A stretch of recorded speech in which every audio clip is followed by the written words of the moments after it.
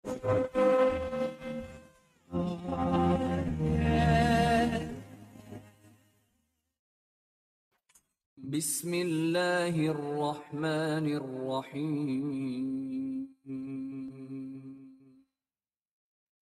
Assalamualaikum warahmatullahi wabarakatuh. Kembali lagi dengan saya Fikri Zulpadli. Pada kesempatan ini kita akan mempelajari terkait materi yang terdapat dalam materi farmasi klinik, yaitu metode PAM, SOP, dan FAM. Ini merupakan metode-metode yang digunakan dalam menganalisis dan mengendalikan drug related problem, ya, materi yang telah kita pelajari di pertemuan sebelumnya. Sebelum kita melanjutkan pembahasan materinya, semoga teman-teman sekalian tetap sehat selalu, diberikan kesehatan dan kekuatan dalam melaksanakan segala jenis aktivitasnya, terkhusus dalam proses pembelajaran untuk beberapa mata kuliah tentunya, sehingga akhirnya dapat menyelesaikan berbagai macam tugas-tugas maupun materi-materi yang akan diberikan oleh para dosen pengampu. Langsung saja kita akan langsung masuk kepada materi metode PAM, SOP, dan FAM lebih detailnya lagi. Metode PAM itu merupakan metode yang digunakan dalam menganalisis DRP, di mana P-nya itu merupakan problem, yang A-nya itu assessment of atau action, kemudian yang M-nya adalah monitoring. Sedangkan pada metode SOP, itu adalah subjective, objective, assessment, dan plan. Yang untuk FAM itu adalah finding, kemudian assessment, kemudian resolution, dan kemudian adalah monitoring. Dalam ketiga jenis metode analisis DRP ini, kita akan membahasnya lebih detail dan rinci, dan tentunya dicontohkan dengan berbagai macam analisis kasusnya. Untuk lebih jelasnya kita bahas yang pertama, yaitu metode PAM, ya, yang mana P-nya itu adalah problem. Artinya di sini problem adalah mengumpulkan dan menginterpretasikan semua berbagai jenis informasi yang sifatnya relevan tentunya untuk melakukan identifikasi masalah yang sifatnya aktual atau potensial DRP. Baik itu yang sedang terjadi karena penggunaan obat sedang berlangsung, ataupun masalah-masalah yang sifatnya potensial, yang artinya masalah-masalah yang telah diperkirakan akan terjadi karena adanya penggunaan suatu obat. Nah, itu yang merupakan hal-hal yang harus yang pertama dilakukan dalam menganalisis DRP yang menggunakan metode PAM. Terus yang kedua adalah melakukan assessment. Ya, melakukan assessment. Nah, di sini assessmentnya itu adalah seorang farmasis itu harus melakukan list, ya, membuat list atau mendaftar dan membuat prioritas semua masalah, baik itu yang sifatnya aktual maupun yang potensial DRP. Kemudian yang kedua, ini berhubungan dengan staf medis, ya, misalnya dengan perawat, ya, misalnya dengan pasien, untuk menetapkan hasil yang diharapkan. Ya, di sini artinya adanya kolaborasi baik antara tenaga medis maupun tenaga medis dengan pasien. Kemudian langkah yang dilakukan yang ketiga dalam assessment, ya, atau action, itu adalah menetapkan dan melaksanakan semua tindakan yang memang benar-benar perlu dilakukan. Hal ini tidak lain untuk menjadikan si pasien itu, ya, terhindar dari efek-efek samping atau hal-hal yang tidak diinginkan karena adanya penggunaan suatu obat. Kemudian yang terakhir adalah melakukan monitoring. Nah, disinilah seorang farmasis, ya, itu menilai hasil yang diperoleh dari intervensi yang telah dilakukan. Nah, jika perlu, diulangi lagi proses PAM ini. Artinya diulangi lagi untuk lebih mendapatkan hasil yang lebih valid, yang lebih detail terkait masalah-masalah yang telah timbul pada si pasien, baik itu yang sifatnya aktual maupun sifatnya yang potensial. Nah, ini merupakan ya runtutan dari metode PAM, di mana metode ini merupakan salah satu metode yang efektif tentunya untuk menanggulangi atau mengendalikan DRP atau masalah-masalah yang terjadi pada pasien. Ya, yang pertama tadi kita adalah mengidentifikasi masalahnya apa gitu, kemudian melakukan action, dan terus kemudian melakukan monitoring ya atau pengontrolan gitu. Untuk selanjutnya ya, teman-teman bisa melihat di slide ini ya. Di sini ada beberapa step-step yang harus dilakukan dalam proses PAM, di mana ini merupakan apa namanya, tulisan dari Titze ya tahun 2004 dalam proses menganalisa DRP ya menggunakan metode PAM ya. Yang problemnya itu harus mengidentifikasi masalah. Yang pertama melakukan step ini, obtain patient data. Kemudian yang kedua ya, melakukan group related data, artinya yang kedua ini digrup-grupkan masalah-masalah apa. Kemudian yang ketiga ini ya, determine each problem. Kemudian assess each problem. Kemudian yang kedua ya, prioritize the problem. Di sini memprioritaskan masalah-masalah ya, yang mana memang perlu diprioritaskan dengan cara mengidentifikasi masalah yang memang benar-benar muncul gitu. Kemudian yang kedua masalah-masalah yang terkadang bisa muncul atau nggak muncul nantinya ya. Kemudian melakukan pengurutan masalah-masalah itu. Nah, artinya dilakukan pengurutan di sini, di list, agar yang memang benar-benar masalah yang parah gitu ya nantinya. Nah, itu yang dilakukan suatu pengendalian yang pertama dulu, kemudian dilanjutkan ke masalah-masalah yang selanjutnya. Kemudian di sini adalah assessment. Ya, di situ tahap-tahapnya teman-teman bisa melihat step 1 itu seperti apa sampai pada step 4 ya. Di situ adalah select appropriate drug and non-drug intervention. Nah, maaf sampai step 5 ya. Di sini nggak kelihatan ya. Sampai step 5 ternyata. Kemudian pada monitoring, nah itu ada 4 step yang dilakukan pada metode PAM ini. Oke, selanjutnya adalah menggunakan metode PAM dalam menganalisis suatu DRP.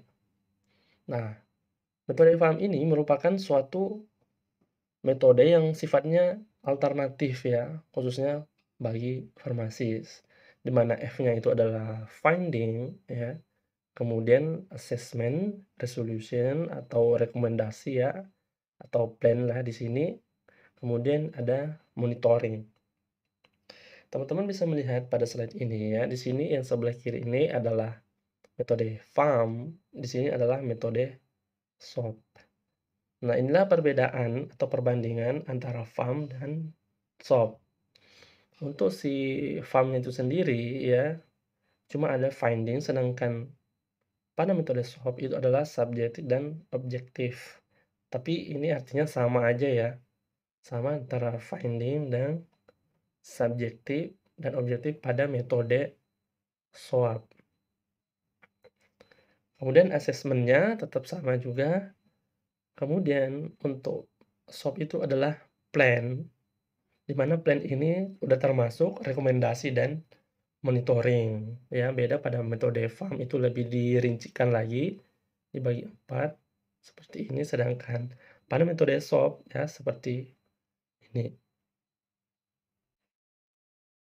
Untuk lebih jelasnya lagi, kita akan membahas apa sih metode FAM itu ya, seperti apa metode FAM itu. Nah, ini yang merupakan tahap-tahap dalam metode FAM.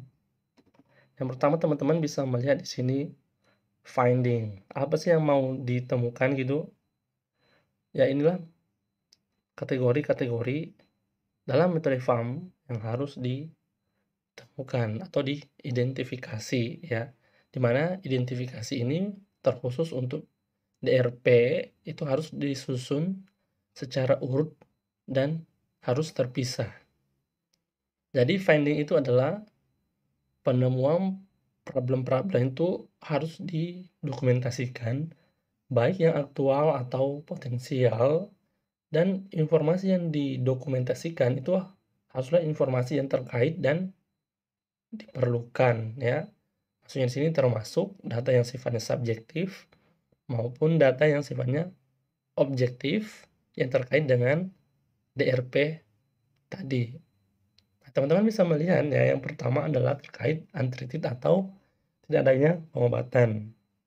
Kemudian yang kedua adalah indikasi pemilihan obat yang tidak tepat. Kemudian yang ketiga adalah dosis subterapi. Kemudian yang keempat, gagal dalam menerima obat. Terus ada overdosis, terus adanya hal-hal yang tidak diinginkan ya, atau adverse drug reaction. Kemudian interaksi obat, dan selanjutnya adalah penggunaan obat di luar daripada indikasi. Kemudian dalam asesmennya pada metode FAM itu adalah itu berisi evaluasi-evaluasi yang dilakukan oleh seorang farmasis, di mana pada asesmen ini juga perlu ditunjukkan urgensi suatu problem ya, misalnya dengan menyatakan bahwa suatu intervensi itu harus dilakukan dalam hitungan hari aja gitu, atau dalam hitungan bulan ya, atau dalam hitungan pekan. Jadi benar-benar ditunjukkan atau dilakukan ya suatu urgensi problem sehingga intervensinya nanti benar-benar tepat sasaran dalam waktu yang telah ditentukan. Kemudian yang ketiga ya, itu perlu adanya pernyataan outcome terapi yang diharapkan, baik itu dalam jangka pendek atau misalnya dalam jangka yang panjang gitu kan. Misalnya dalam jangka yang pendek ya, di sini adalah tekanan darah yang blood pressure itu di bawah 140/90 misalnya. Jadi harapannya itu dalam jangka yang pendek pada seorang hipertensi harus segera di bawah 140/90 tekanan darahnya. Kalau misalnya dalam jangka yang panjang itu adalah misalnya menghindari terjadinya stroke ya. Artinya takutnya pasien yang udah ada riwayat stroke, nah itu takutnya jangan sampai stroke itu kambuh lagi ya, makanya perlu adanya assessment. Kemudian yang selanjutnya adalah resolusi. Nah, ini berisi tindakan yang diusulkan untuk mengatasi DRP. Tindakan ini farmasis menunjukkan pada misalnya pada dokter seperti apa yang harus diberikan pada pasien. Kemudian ditujukan juga yang diusulkan kepada pasien karena ini merupakan hak dari pasien tentunya, atau diusulkan kepada caregiver-nya. Terus yang kedua adalah rekomendasi itu bisa berupa terapi non-farmakologi ya, atau juga bisa dilakukan terapi farmakologi. Nah, ini pilihan pasien tentunya ya, mau diterapi menggunakan obat atau obat konvensional maksudnya, kemudian mau terapi menggunakan obat yang konvensional. Nah, jika menggunakan terapi obat ya, dalam artian ini secara farmakologi, itu harus dinyatakan dan spesifik cara pemberiannya. Misalnya nama obatnya apa aja gitu, kemudian dosis, seberapa besar dosisnya, rute obatnya, apakah itu oral, intravena, subkutan, atau dan lain-lainnya, Kemudian penggunaannya ya, waktu dan durasi. Terus selanjutnya adalah perlu juga menyatakan alasan pemilihan regimen obat tersebut. Kenapa dipilih regimen obat tersebut? Nah, ini biasanya dikondisikan dengan sifat fisiologis pasien ya, keadaan pasien itu sendiri secara fisik. Karena terkadang ya ada pasien diberikan misalnya regimen terapi, misalnya rutenya seperti intravena, tapi ternyata fisik si pasien itu nggak bisa intravena, misalnya oral gitu kan. Jadi memang perlu menyatakan kenapa alasan pemilihan regimen itu sangat diperhatikan ya, karena ini tergantung pada kondisi fisiologis pasien itu sendiri. Kemudian ya resolusinya itu adalah perlu diberikan juga terapi alternatif. Nah, terapi-terapi alternatif ini untuk membackup jika terapi-terapi yang utama ya, yang diutamakan itu terjadi suatu hal-hal yang tidak diinginkan di awal gitu. Nah, makanya terapi alternatif itu harus benar-benar ada juga atau benar-benar dipersiapkan nantinya. Kemudian yang selanjutnya adalah jika merekomendasikan konseling, nah konseling itu perlu dinyatakan gitu. Artinya di sini dinyatakan ini benar-benar antara si pasien dengan si pemberi konseling, baik itu oleh dokter sendiri, terkhusus pada seorang farmasis. Jadi farmasis di sini memberikan konseling pada seorang pasien yang merekomendasikan konseling itu benar-benar berisi informasi-informasi atau edukasi-edukasi yang benar-benar sangat membantu ya dalam proses pemulihan kondisi pasien yang telah mengalami kondisi yang tidak baik ya, tidak nyaman dari yang sebelum-sebelumnya atau dalam keadaan sakit gitu. Kemudian selanjutnya adalah monitoring. Nah, dalam pharmaceutical care itu, pasien yang telah diberikan intervensi itu nggak boleh dibiarin gitu aja. Artinya dibiarin gitu aja tuh nggak boleh diacuhkan gitu kan. Artinya nggak ada pengontrolan lagi oleh pihak-pihak tenaga medis. Sehingga perlu dilakukan monitoring karena jika dibiarkan aja setelah diberikan intervensi, takutnya terapi pengobatannya itu tidak maksimal dan gagal gitu kan. Karena tentunya di sini pasien tidak ada yang mengontrol atau memberikan suatu edukasi-edukasi terkait terapi yang dijalaninya.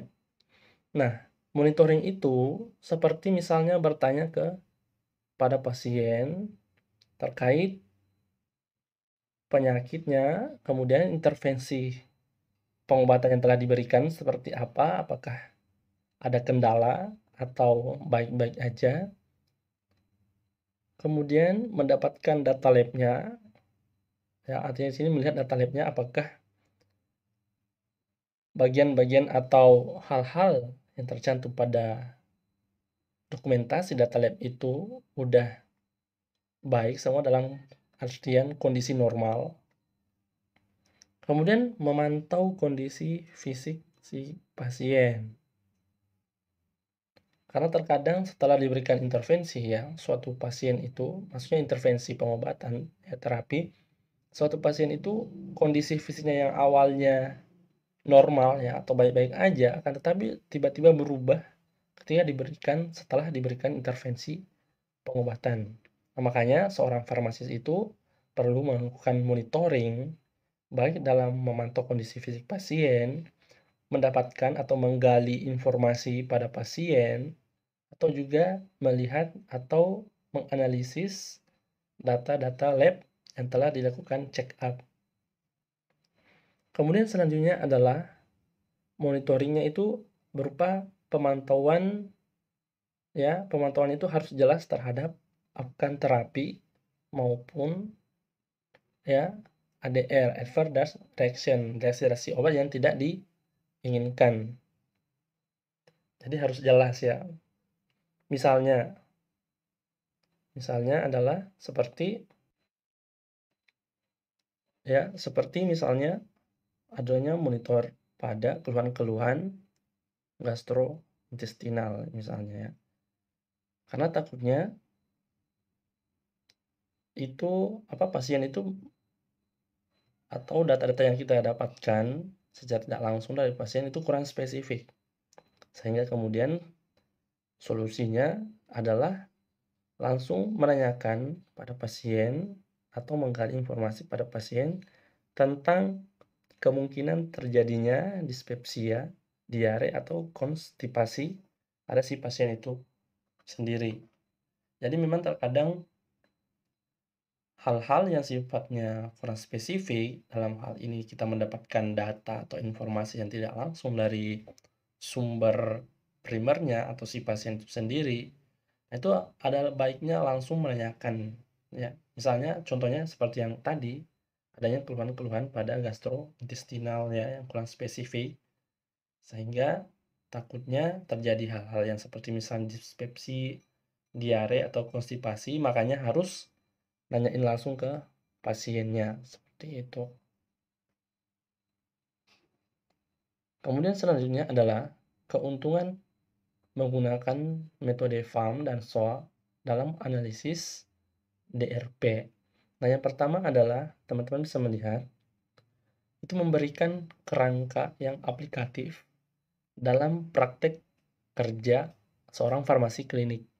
Artinya di sini adalah memastikan ya apoteker atau tenaga farmasis telah mempertimbangkan setiap jenis kemungkinan permasalahan pasien, baik itu yang sifatnya aktual maupun yang bersifat potensial.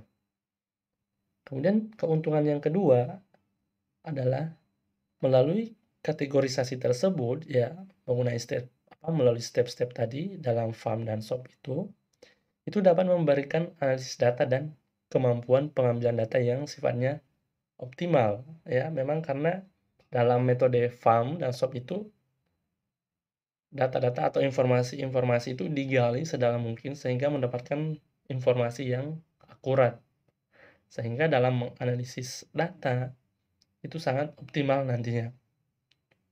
Kemudian yang ketiga adalah permasalahan pasien ya dan intervensi seorang apoteker atau farmasis terhadap permasalahan tersebut itu dapat disimpan ya atau didokumentasikan dalam format yang terstandar di suatu komputer ya. Karena mengingat sekarang ya, pada zaman sekarang itu semua berbasis elektronik, jadi sangat mudah untuk didokumentasikan sehingga jika dibutuhkan di hari kemudian terkait data atau informasi seorang pasien itu langsung bisa dibuka gitu karena udah ada database yang dibentuk seperti itu.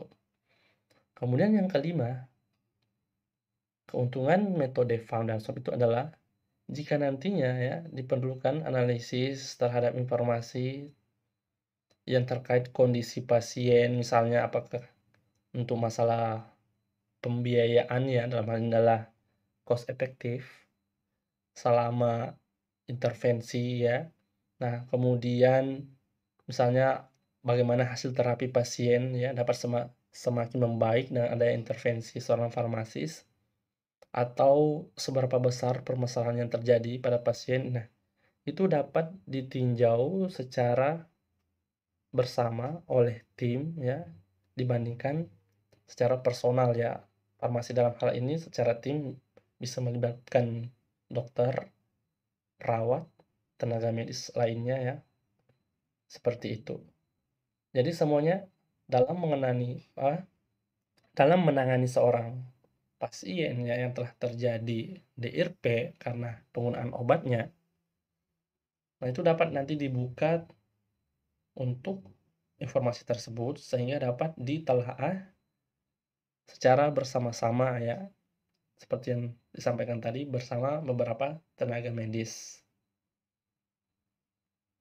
Kemudian selanjutnya teman-teman bisa melihat di sini ada sebuah kasus terkait DRP ya, yang telah terjadi dan akan dianalisis menggunakan metode-metode yang telah dibahas sebelumnya.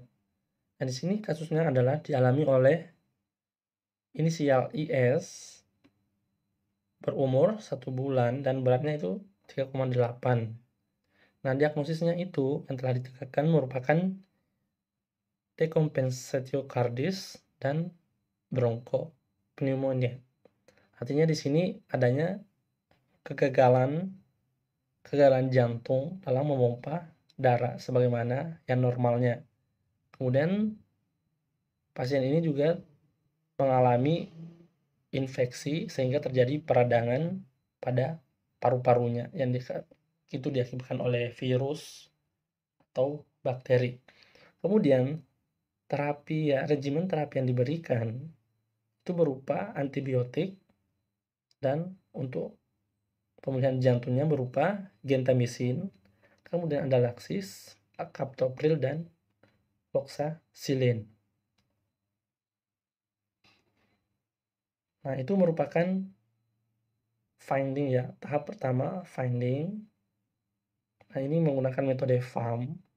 Kemudian asesmennya adalah interaksi antara gentamisin dan laksis itu dapat meningkatkan resiko nefrotoksik. Artinya ini dapat menyebabkan kerusakan ginjal.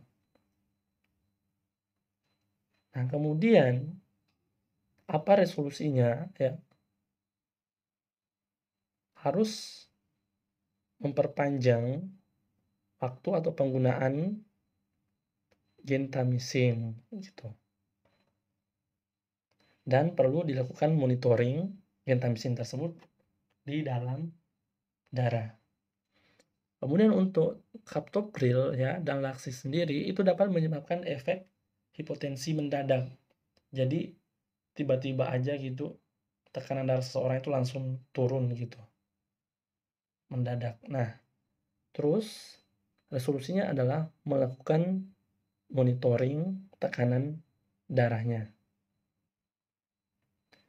Selain itu, melihat fluoxacillin ya antibiotik ini setelah diberikan itu sangat rendah di rekonstitusi.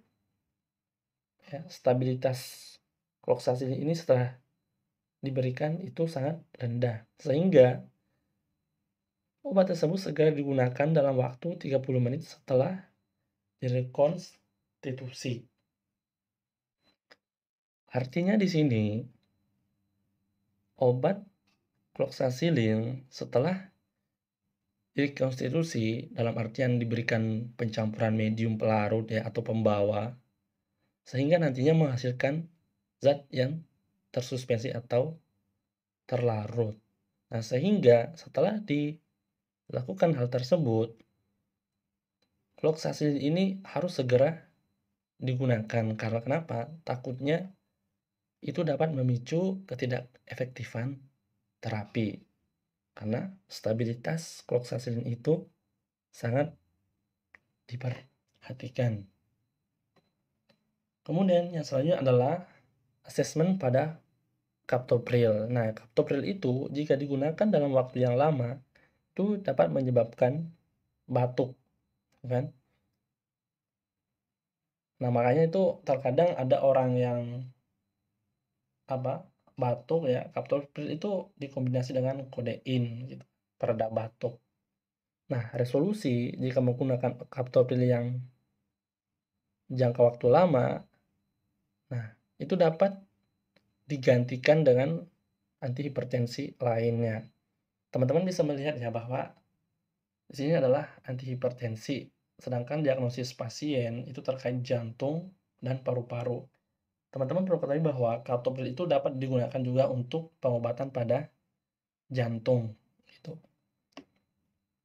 Terus yang selanjutnya adalah penggunaan gentamisin ya, antibiotik gentamisin ini dalam waktu 10 hingga 14 hari itu dapat menyebabkan ototoksik dan nefrotoksik.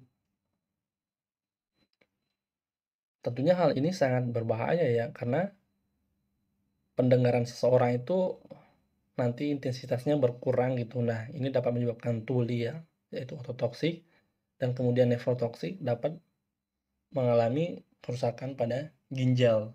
Kemudian apa resolusi dan monitoringnya, yaitu adalah gentamisin ini dapat diganti dengan antibiotik golongan lain jika pasien belum sembuh.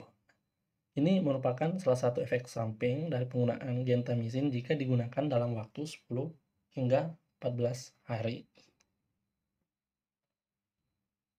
Kemudian pada kasus yang kedua, teman-teman bisa melihat di sini bahwa inisial MA berusia 9 tahun dengan berat badan 20 kg didiagnosa yaitu Burkitt's lymphoma. Jadi Burkitt lymphoma itu merupakan kanker yang terjadi pada sistem limfa. Kemudian pasien ini diterapi dengan siklophosphamid, methotrexate, vincristine, dan kodein. Ini merupakan obat-obat kemoterapi ya tentunya.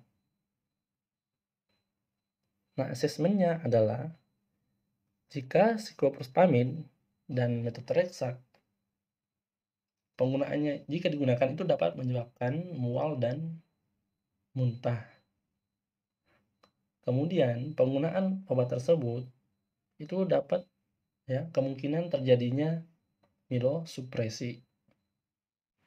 Jadi kemungkinan terjadi mielosupresi. Nah, ini merupakan efek samping dari penggunaan kemoterapi ya yang tadi ini siklophosphamid dan methotrexate. Nah, mielosupresi itu merupakan suatu atau bisa juga disebut sebagai supresi sumsum tulang. Artinya di sini adalah terjadinya penurunan aktivitas sumsum tulang yang mengakibatkan berkurangnya produksi sel-sel darah.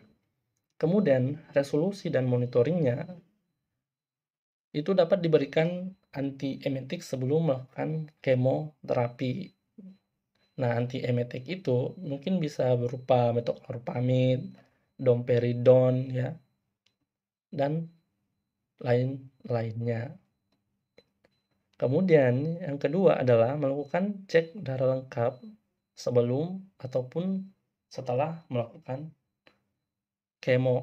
kemoterapi. Kemudian harus ada monitoring ya, tanda-tanda terjadinya bleeding ya atau pendarahan. Kemudian ya harus ada juga monitoring terkait tanda-tanda vital untuk melihat adanya gejala-gejala ya daripada mielosupresi. Kemudian yang selanjutnya adalah vincristine dan kodeinnya jika dikonsumsi secara bersamaan itu dapat menyebabkan konstipasi. Kemudian resolusi dan monitoringnya adanya kontrol pada BAB. Kemudian disarankan untuk minum air putih dan susu jika telah bangun pada pagi hari. Nah, jika perlu itu diberi laksatif. Kemudian ya selain daripada yang tadi vincristine dapat menyebabkan konstipasi, nah jika berinteraksi atau dikombinasikan dengan siklophosphamid itu dapat mengakibatkan alopecia. Jadi alopecia ini ya merupakan efek samping jika seseorang dilakukan kemoterapi menggunakan kombinasi vincristine dan siklophosphamid. Nah, alopecia ini sendiri itu merupakan terjadinya suatu kerontokan rambut atau kebotakan gitu kan. Nah, makanya jika ada seseorang dilakukan kemoterapi itu kadang-kadang rambutnya rontok atau botak gitu. Nah, itu merupakan efek samping dari vincristine yang dikombinasikan dengan siklophosphamid. Sehingga resolusinya adalah memberikan konseling ya atau edukasi pada keluarga bahwa hal tersebut merupakan efek samping daripada kemoterapi ya jika terjadi alopecia. Selain daripada itu ya, vincristine itu dapat menyebabkan neuropati perifer. Resolusinya adalah memberikan informasi ya pada family pasien untuk kemudian juga segera melapor ke dokter jika terdapat tanda-tanda efek samping seperti misalnya kesemutan, ya, kaku atau lemah, tungkai atau pada kaki-kaki gitu, lemah. Selain itu, methotrexate dapat menyebabkan hepatotoksik atau kerusakan pada hati, sehingga disarankan adanya pemeriksaan SGOT, SGPT sebelum dan sesudah kemoterapi. Kemudian memantau kondisi klinis jika sakit pada perut sebelah kanan, mual, terjadi muntah, atau asites dan lain-lainnya. Selain daripada itu, ya, si PA ini, siklophosphamide itu dapat menyebabkan urotoksik. Artinya di sini gangguan-gangguan pada sistem urinnya. Kemudian resolusinya adalah sebelum diberikan si PA ini, terlebih dahulu pasien diberikan Uromitoxan dengan dosis 20% dari dosis CPA untuk mencegah efek toksik, ya, terhadap vesika urinaria. Ini dapat diberikan 15 menit sebelum sitostatik, ya, dan selanjutnya tiap 4 jam sampai 24 jam setelah sitostatik atau dilakukan hidrasi setelah pemberian CPA. Nah, ini perlu adanya pengaturan dosis mesnat. Baik teman-teman, itu merupakan materi yang sangat singkat terkait metode-metode dalam menganalisis DRP, baik yang sifatnya aktual maupun potensial, dengan metode SOP, PAM, dan FAM, dan tentunya disertakan dengan kasus-kasus. Semoga materi ini dapat menambah pengetahuan dan wawasan teman-teman sekalian, terkhusus pada saya sendiri yang masih fakir ilmu. Dan mohon maaf jika pada penyampaian video pembelajaran ini masih terdapat berbagai macam kesalahan, baik dalam pelafalan maupun dalam tulisan-tulisan dalam slide. Dalam artian ada typo, mohon dimaafkan karena saya tidak jauh dari kekurangan. Lebih dan kurangnya mohon dimaafkan. Saya undur diri. Wassalamualaikum warahmatullahi wabarakatuh.